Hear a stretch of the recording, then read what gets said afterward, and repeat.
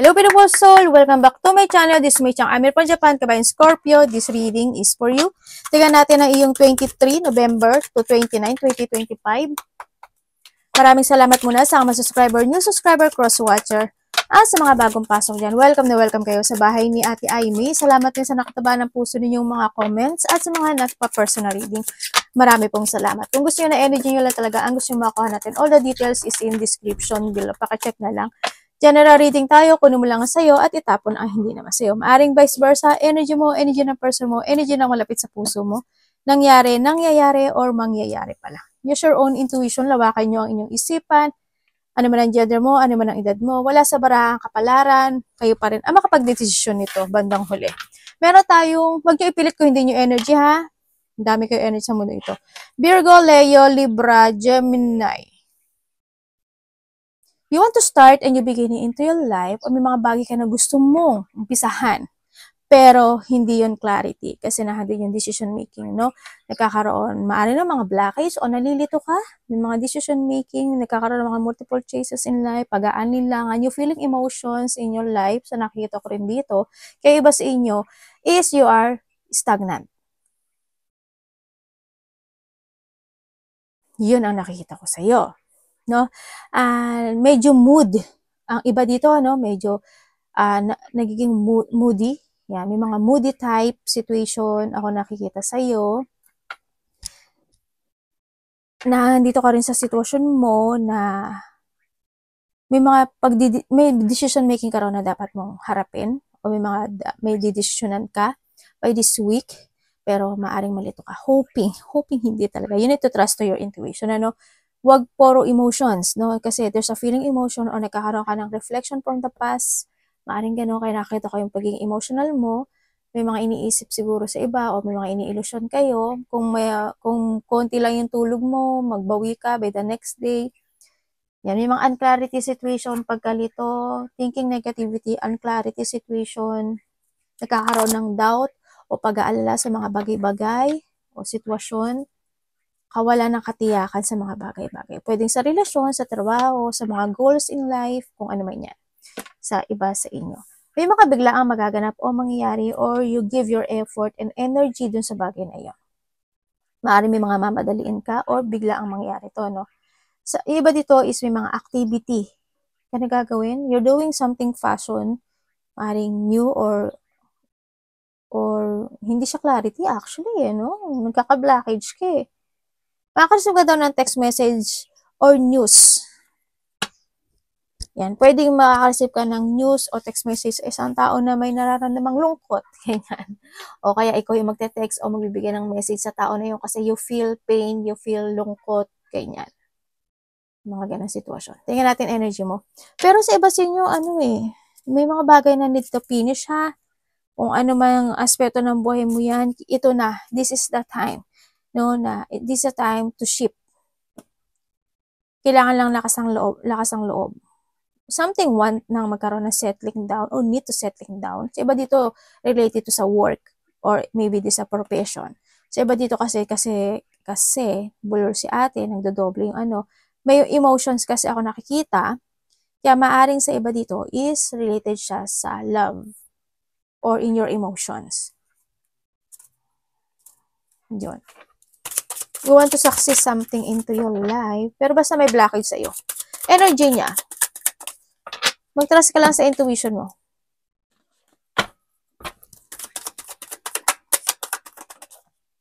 Energy niya. Bakit ganun?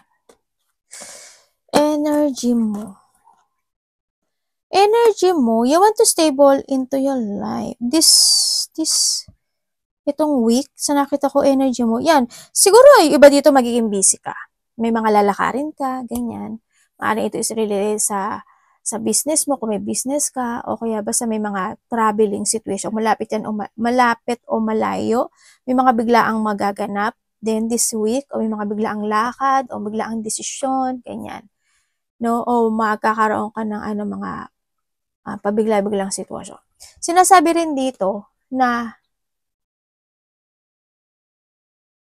merong isang sitwasyon kang gagawin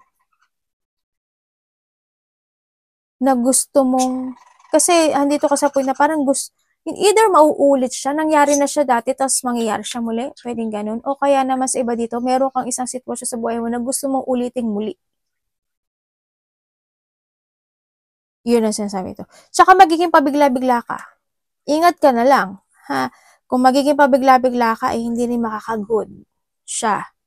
You need to plan. Mag-ingat ka rin sa mga. Tingnan pa rin natin kung ano dapat ng pag-ingatan. Pero, huwag pabigla-bigla ng mga decision making o ng mga action o ng mga movement o ng mga decision sa buhay. Kasi pwedeng iyon yung ikames mo. Diba? Imbis na you are stable o hindi maging maganda siya.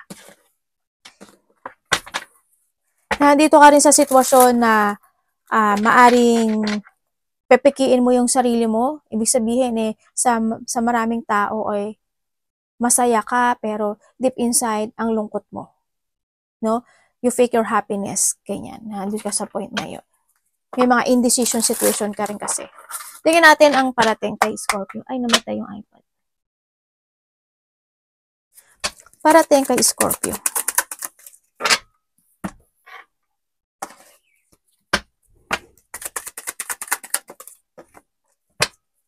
Okay. Ay, devil. Sabi ko na. Alam ko na devil eh. Alam ko na devil. Kasi yung sa instinct ko ha. Sabi ko lalabas to. Lumabas nga. Okay, parating sa'yo. Parating sa'yo, yes, there's a chaos, no? May conflict. Malaki man o maliit yan, magkakaroon ka ng conflict. May mga, this week, there's a toxicity or may toxic situation happening to your life. Yan, magkakaroon ng mga, siguro may mga, kakaroon ka ng mga disagreement, ganyan, sa isang tao o kung kanino man yan. May mga sitwasyon na mga tao na hindi aayon sa'yo, yan, may mga tao na magtataas ang ego, pwedeng ikaw, yan, may mga tao na ikaw or siya, may yun? Competition or magko-conflict kayo. Pwede magko-conflict kayo sa salitaan, pwede nga kasi dito rin si Devil. Pwede hindi kayo magkakasundo sa pag-uusap, ganyan. Walang pagkakasundo or may mga tao na hindi magiging same page kayo. And then also, may tao o ikaw ito or may tao na hindi magiging equal sa'yo. And also, sa iba dito, may tao na magiging makasarili sa Kim. O, yun, nasa toxic na tao or toxic situation happen into your life. Yun ang parating sa'yo. Tsaka, may mga worrying situation ako nakikita. Siguro you feel stress, anxiety, depression, ganyan. May na feeling mo parang natalo ka, feeling mo para may mga pagsisisihan din sa iba or makakaisip ka na para pinagsisisihan mo. May mga bagay ka na sisiya sa atin, maghahanap ka ng katotohanan, parang magiging urong-sulong din sa iba. Mag-iisip ka na parang you want to recover something from a difficult situation ng buhay mo. Nandun ka, tama ba to? Tama ba yan? Mali ba yung ganyan? May mga focus on the past situation din sa iba. Ganyan. May mga deep unhappiness ako nakikita sa'yo. Yan. Sa iba dito, siguro may insomnia kayo. Or maybe pagising-gising kayo sa gabi. Or maaga kayo nagigising talaga. No? Siguro 2 pa lang gising na kayo. 2, 3. Ganyan. Makagising na kayo. Maagang nagigising yung iba. May blockage kayo. Tingnan natin ang dapat iwasan niya. Nangingibabaw si Devil. Ano ba yun, ate? May mga magsisinungaling din sa part mo. Ikaw or someone. Dapat iwasan. 3 of Swords. Okay. Tsaka na dapat iwasan. May mga unexpected talaga, no? May mga unexpected happen into your life na hindi mo aasahan. Tulad din sinabi ko na dito, yan, conflict, depression, heartache, disappointment, mga intense situation, malaki o maliit yan, kalungkutan, meron, trauma, basta unexpected ito, ganyan, ang mangyayari sa'yo. Pwede rin na mga unexpected na makakaramdam ka na you feel parang hindi ka naiintindihan or feeling mo nag-iisa ka sa mundo. Feeling mo, yan, mga problema sa pera, lalo na kung may problema ka rin sa health issue mo, no? Kailangan na this time na mag-start ka na ng new beginning in life, alisin mo yung mga bad habit, if ever na meron ka, ganyan. May ihahabol ako. May nakita ako na tao na gumagamit. Hindi ko alam kung ikaw ito or someone na kakilala mo. May taong gumagamit. Ako nakikita. And okay, dapat mo iwasan. Iwasan mo yung maramdaman, yung you feel alone at wala nakain sa'yo. Hindi, mali ka doon. Siyempre, iwasan mo rin na hindi ka magkaroon ng recovery in some aspect of your life. Pwedeng sa health issue mo, pwedeng sa pera mo, pwedeng sa sarili mo, pwedeng sa trabaho mo, pwedeng ganun. And also, accept. No? Iwasan mo hindi ka magkaroon ng acceptance in yourself. Kung may mga problema ka rin, share your problem sa tao na trusted mo. This is a time to forgive. It's time to heal and release the pain. Ang sinasabi rin dito, no? This is a time to start a new beginning in life. Iwasan mo na pagdudahan yung sarili mo. Yung maging pasaway rin. Be immature. O yung mga taong immature o pasaway, no? O yung blockage mo, iwasan mo. Iwasan mo na mahata ka ng nakaraan. And also, yung mag-alinlangan ka sa mga bagay na gusto mo umpisahan, gusto mo gawin muli, or gusto mong i-reset, ganyan. Or yung feeling mo na kaya ko bang mag-umpisang muli, kaya ko ba ganito, kaya ko bang mag-isa, kaya ko ba ganyan. Huwag masyadong ganun kasi hindi siya makakatulong sa iyo. Kailangan mo maging matatag sa buhay. Walang ibang tutulong sa inyo, sa ating lahat, kundi ang sarili natin. Walang ibang makakapag-heal sa atin, kundi ang sarili natin. Tatandaan niyo yan palagi. Love, kapatid, anak, magulang, karelasyon, kaibigan, pamilya, kung sino man yan.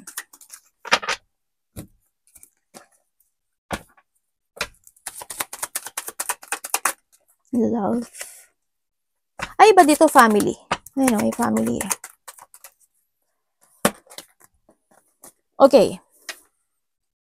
So, iba dito siguro may mga kapamilya kayo na either nasa probinsya siya o nasa ibang bansa, ano? O kaya sa iba sa inyo LDR kayo. Okay, when it comes sa mga single dyan. When it comes sa mga single person, 9-9, no? Hala, tingnan mo. Oh, we have the 9-9. Sa mga single, at isa single. Yung iba talaga family, oh. Sa mga single dyan, actually, dito,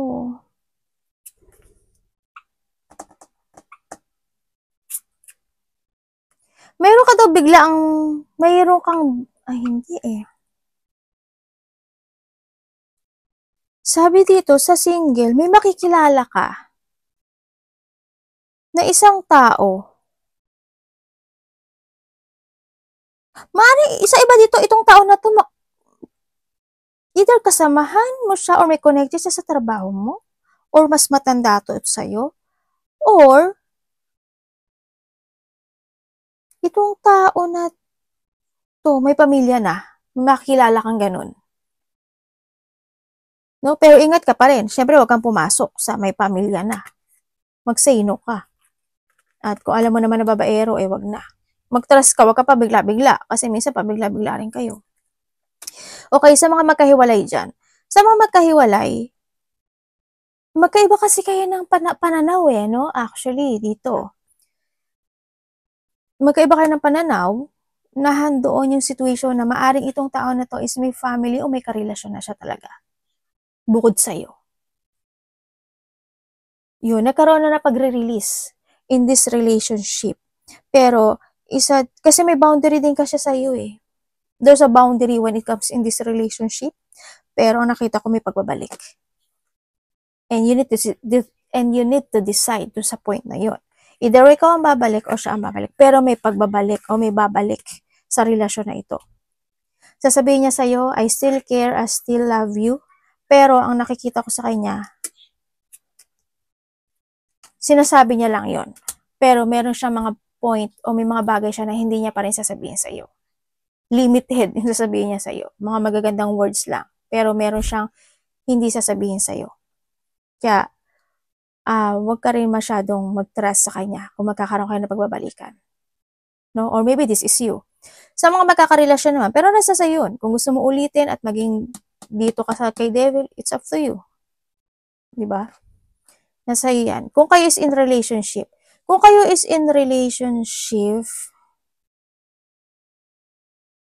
may unfinished business, sa mga kakahiwalay kasi may unfinished business. Dito sa sitwasyon na ito,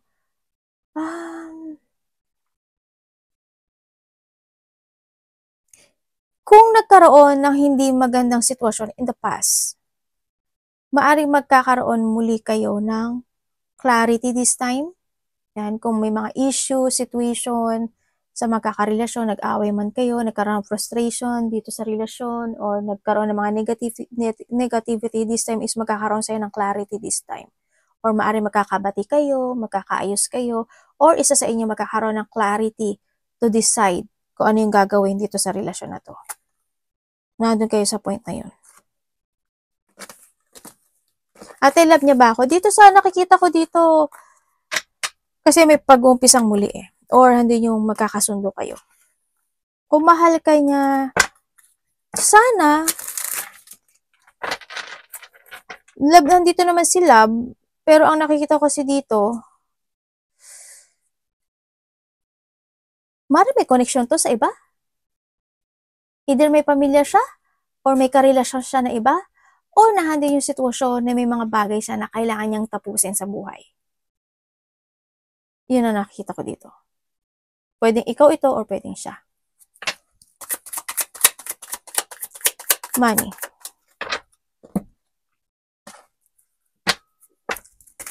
Kasi parang may unfinished business ang isa sa inyo.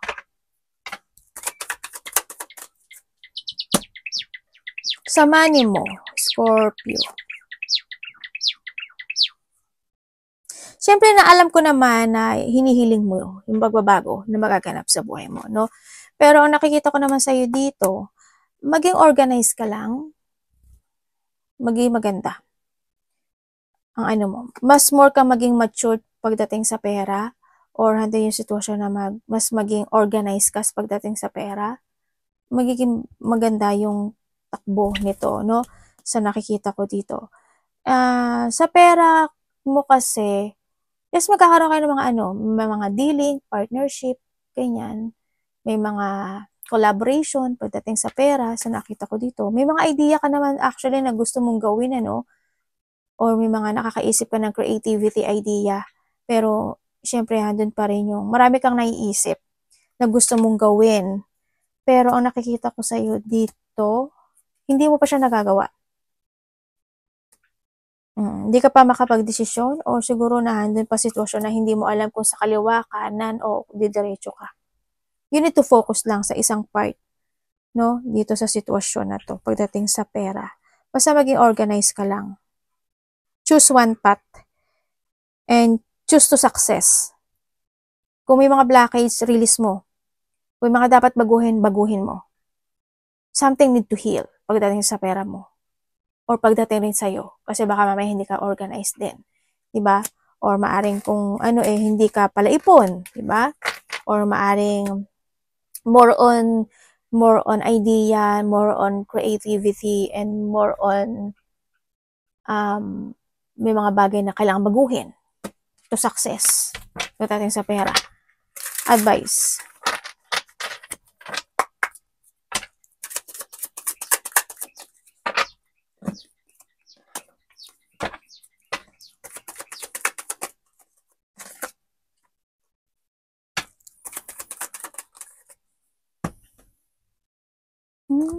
Okay.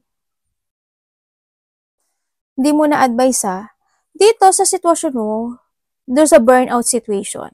May nakikita ako na bullying, or ikaw ang bubuli, or someone is magbubulihin ka. May pagbabastos.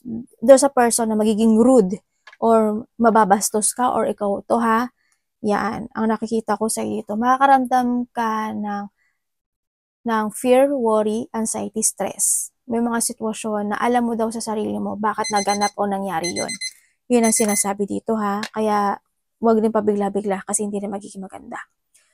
May taong hindi mapapakali o may mga sitwasyon na parang there's a walang awa situation. May mga sitwasyon na hindi ka makaka-focus or maaaring hindi ka makaka-focus sa pag-iisip dahil mabibigla ka dahil masasabi mo yon or mangyayari yung bagay na yun. Kaya sabi ko sa'yo, di ba, huwag pabigla-bigla na sitwasyon. Yun ang sinasabi dito. May mga delay situation na ako nakikita sa'yo. May mga challenge actually, ako nakikita. Huwag masyadong fire, no? Tamo si devil na naman, no? Diba? Huwag masyado kang maging fire in your part, no? O kaya may naglilihab na, lilihab ka pa. Hindi na rin good yun. Ito kalalabasan mo. Ha? Hindi good. Calm lang. Maging calm ka lang. Huwag pa bigla-bigla ng mga bagay-bagay. Okay, when it comes to advice, kailangan mo magkaroon ng plano. May mga sitwasyon na kailangan mong harapin yung takot mo. Kung painful choices iyon, harapin mo. Kasi, part of the destiny yan. And siyempre, sinasabi yun dito, and kailangan daw na sa'yo ng self-confidence, magkaroon ka ng high determined when it comes sa mga bagay-bagay. Kailangan din, is this a time to start a new situation in life or start a new project or your idea, ang sinasabi rin dito. Release mo yung mga bagay-bagay na kailangan i-release, and syempre yung ma-overwhelming ka sa mga information na meron ka, medyo ingatan mo lang din kung makakagood ba siya o hindi, pag-isipan mo. And then, sinasabi dito, when it comes sa devil din kasi andito, no? Basta mag-ingat ka lang, kung may mga bad habit ka, alisin mo. Kung you feeling stuck and feeling trapped in your situation, it's time to release. Limiting belief, release mo rin yun. Reclaim the power and restoring your control, ang sinasabi rin dito. Kailangan mo lang mag-save ng money, itama na yung mga dapat itama. Or, action na yung mga dapat action na. Itama na yung mga mali. No? Sinasabi niya, this is the time na magkaroon ka rin ng clarity kung ano yung mga didesisyonan mo in a good way. Huwag pabigla-bigla ha. Huwag pabigla. Don't rush. Huwag ka rin mag-rush ng mga bagay kasi there's a progressing situation din. Pag-isipan mo talagang maigi ito. Focus. Kung may mga bisyo, may nakikita akong bisyo, hindi ko alam in what way. Kung may bisyo ka, maraming klase ang bisyo eh. Kung may bisyo ka, alisin mo. Kung nanigirigirilyo ka or bisyo mo, pabigla-bigla ka ng mga salita na hindi mo nakikita o nakokontrol yung sarili mo, yun na lang, you need to control yourself din. No? Dito sa sitwasyon. Mas gamitin mo daw yung head mo or yung intellect or yung katalinuhan mo than your heart. Arigato naman, God bless.